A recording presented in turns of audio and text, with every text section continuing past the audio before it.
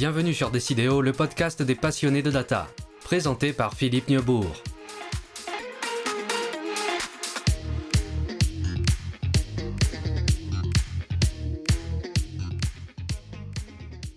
Bonjour à tous, bienvenue sur Décidéo. Nous allons parler pour une fois un peu de data, mais beaucoup d'éthique. Et nous allons en parler avec Enrico Panay. Enrico Panay, bonjour. Bonjour. Alors, vous présentez, je me suis rendu compte que vous avez presque autant de casquettes que moi, donc on va faire un débat là-dessus. Vous êtes philosophe, chercheur, consultant, écrivain, conférencier, etc., et spécialisé sur l'éthique. D'ailleurs, vous voyez sur votre site web une citation, quelque chose que vous mettez en avant. Vous vous considérez un petit peu comme le psy de l'IA, et donc on va parler un petit peu de tous ces sujets-là. Et puis alors surtout, ce qui m'a donné envie de vous recevoir, c'est que vous venez de publier, alors vous venez il y a quelques mois de publier un livre qui s'appelle L'éthique de l'intelligence artificielle, expliqué à mon fils, un livre qui se lit très très facilement, 120 pages, sur un ton de conversation extrêmement intéressant, parce qu'il aborde de manière simple un sujet qui est ô combien complexe. C'est pas le premier de vos livres d'ailleurs, mais on va parler un petit peu de ce sujet-là. Alors, la première question que j'aimerais vous poser, c'est qu'on associe souvent la notion d'éthique à la conscience humaine. L'éthique, c'est quelque chose d'humain. Et en particulier, quand on doit prendre des décisions, j'imagine, on doit se poser des questions d'éthique. On n'arrête pas de dire que l'IA n'est pas humaine parce qu'elle n'a pas de conscience. Donc, pourquoi est-ce que c'est important d'associer quand même l'éthique avec l'IA ? Alors, parce que l'éthique, ce n'est pas lié à la conscience, mais c'est lié à l'action, en réalité. Chaque fois qu'il y a un agent, quelqu'un qui fait une action, il y a quelqu'un qui reçoit l'action, et si qui reçoit l'action est un humain ou un groupe de personnes ou la société, alors on est dans une situation éthique. On appelle ça une situation morale. Et donc, c'est pour ça que l'éthique est très importante aujourd'hui avec l'intelligence artificielle, parce que pour la première fois de l'histoire, on a des entités qui sont des systèmes d'AI qui ont la capacité de faire des actions, parfois mieux que nous. Ils sont très efficaces. Et le fait qu'ils fassent des actions, ça nous pose beaucoup de problèmes sur comment faire la location de la responsabilité. Si un agent fait une action, qui est responsable ? Est-il responsable le développeur qui a développé ces systèmes-là ? Dans les systèmes classiques informatiques, oui, mais dans les systèmes d'IA, non, parce qu'ils n'ont pas des règles construites par les développeurs, ils sont des règles qui sont construites par les données, beaucoup de données. Alors c'est ça la différence, par exemple, entre un robot qui fabrique, qui assemble des pièces. Là, pourtant, il fait des actions. Mais quelle est la différence avec l'intelligence artificielle ? Alors, les robots, il peut être contrôlé par un système qui est statique, donc un programme avec beaucoup de règles. Et en ces cas-là, la responsabilité est du développeur qui a créé les règles, ou par un système d'intelligence artificielle. Donc, l'adaptabilité du robot, elle va augmenter, mais parce qu'elle va augmenter, on ne sait jamais quel type de réponse elle va donner. Et donc là, c'est là la difficulté qu'on a dans l'allocation de la responsabilité. Après, vous que vous prenez un exemple des robots, dans l'industrie, généralement, on parle d'un espace où les robots ils peuvent travailler. Donc cet espace, c'est un peu une situation morale. Plus on réduit cet espace, plus on arrive à contrôler ou à réduire ou à mitiger les possibles risques. Alors donc c'est pour ça que très souvent on enferme les robots chez Amazon ou chez Renault, on enferme les robots dans un espace, d'ailleurs en disant l'être humain ne doit pas pénétrer dans cet espace. C'est souvent comme ça. Et il y a par exemple, ils ont créé des bras mécaniques qui essaient de faire la vaisselle. Mais si vous allez les voir, ils sont derrière un plexiglas. Parce qu'on doit protéger la situation morale Après, on peut l'appeler zone des risques, etc. Mais je vous dirai plus sur la situation morale parce que c'est très intéressant. Et par contre, la machine à laver, les lave-vaisselle sont déjà protégés. Nous, on met les produits de la vaisselle dans les lave-vaisselle. Comme ça, la situation morale est réduite. Et donc, on évite de créer des problèmes à nous. Est-ce qu'on protège pour l'être humain ou est-ce qu'on protège pour le robot qui est automatisé? Qui a le plus de risques de l'un vers l'autre, hein? Ah, ça c'est une super question et c'est très intéressant parce que on est passé d'un monde industriel où c'était très physique à un monde numérique qui est encore pas très bien compris parfois. Donc il y a des philosophies qui s'adressent à ces nouveaux mondes, ce sont des philosophies de l'information où chaque entité qui on appelle entité informationnelle, c'est-à-dire qui gère des données, qui prend des décisions, a une valeur morale. Donc, je simplifie beaucoup. Si, du point de vue éthique, si je vais mettre dans une base de données des mauvaises données, la base de données elle est récepteur des données, donc il y a une action, donc il y a une situation morale, et je dois la protéger d'un point de vue moral, informationnel. Après, cela va avoir un impact sur toute la chaîne de production, parce que si je mets des mauvaises informations, comme on dit garbage in, garbage out, on aura des mauvaises réponses. Donc, on revoit tout ça d'un point de vue moral. Mais en réalité, moi, j'ai un background qui est très lié à l'informatique et donc c'est assez simple pour moi de parler avec des développeurs et expliquer ce qu'on est en train de faire d'un point de vue éthique. Tant mieux, bravo si vous arrivez à employer des mots clairs. C'est pas le cas de tous les informaticiens, loin de là. D'ailleurs, vous avez choisi d'écrire ce livre en vous adressant à votre fils. Est-ce que vous considérez qu'aujourd'hui, les plus jeunes générations sont capables de recevoir ces messages sur l'éthique, sur le bien, le mal, etc. Ou est-ce qu'ils ont été abrutis par les médias sociaux et ils vont se contenter d'utiliser? Deux questions différentes. La première, c'est sur les livres adressés à mon fils. Moi, je viens d'Italie, peut-être l'accent peut le faire déduire. Et en Italie, on a un dicton qui dit parler au fils pour s'adresser à belle-fille. Donc, c'est un livre qui est écrit pour mon fils, parce que c'est un petit exercice philosophique dans la tradition philosophique. Il y avait beaucoup plus de dialogues dans le passé que d'essais, et je trouve que la forme du dialogue aide beaucoup dans la compréhension des concepts complexes. Mais après, c'est pas pour parler aux adolescents ou aux enfants, c'est pour parler à des professionnels, à des collègues, à des personnes qui travaillent dans le secteur. Pour la deuxième question, ça aussi est une super belle question. Alors moi, je pense que dans toute l'histoire que j'ai pu étudier, chaque génération disait du mal des jeunes, tous les temps. Donc vous parlez avec Socrate, il parle mal de la génération d'après, et après il y a eu Platon. Après Platon, il parlait mal, et il y a eu Aristote. Et Aristote, c'était le créateur de l'éthique de la vertu. Donc, comme vous voyez, je pense que on n'a pas un problème des jeunes parce que c'est pas une catégorie les jeunes. Entre les jeunes, il y a des différences énormes. Il y a souvent des soucis qui sont des soucis cognitifs. Et ce qu'on va avoir plus que parler des jeunes, c'est on va avoir une grosse différence entre les jeunes. Dans les pays, on utilise pour les différences économiques, on utilise l'index des Gini qui permet de voir une différence économique entre les plus riches et les plus pauvres. Et je pense qu'on va avoir un fort indice de Gini sur les capacités cognitives.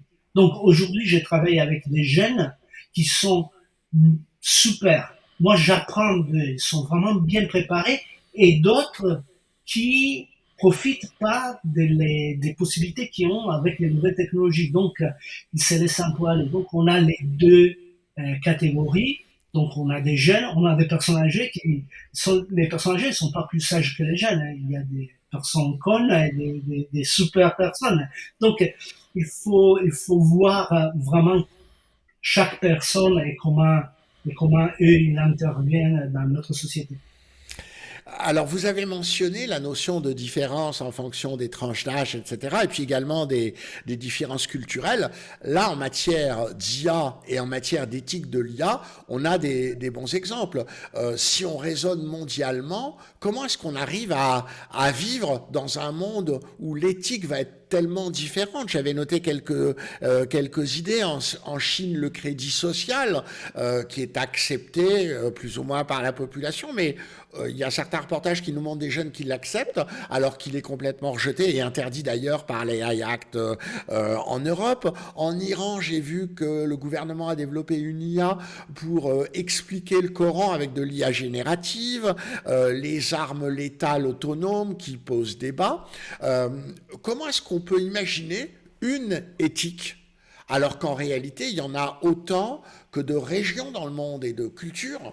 Il y a des valeurs qui sont différentes. L'éthique reste une, mais les valeurs, elles sont pas quasiment jamais universaux et les principes non plus. Et en plus, sont très contextuels. Donc, vous avez pris trois exemples complètement différents. On peut pas adapter les mêmes valeurs à tous les exemples. Et c'est intéressant parce que l'éthique et vous avez parlé des psychologies. Non, je suis pas un psychologue de l'AI, mais la profession de l'éthicien est similaire à celle d'un psychologue. C'est-à-dire que, ou celle d'un docteur. Un docteur, il a étudié médecine et après il s'est spécialisé en quelques disciplines particulières. Et la médecine est une médecine universelle. Mais après, on va trouver des solutions cas par cas. Donc, il faut plus l'avoir comme ça. On ne peut pas dire pour tout le monde, on donne une tachypyrine du cancer à un rhume. On va adapter les thérapies et on va adapter les thérapies avec des nouvelles aussi technologies, donc de nouvelles médicaments qui sont créés en les temps. Donc, l'éthique est une discipline. OK. Donc, pas un ensemble de valeurs.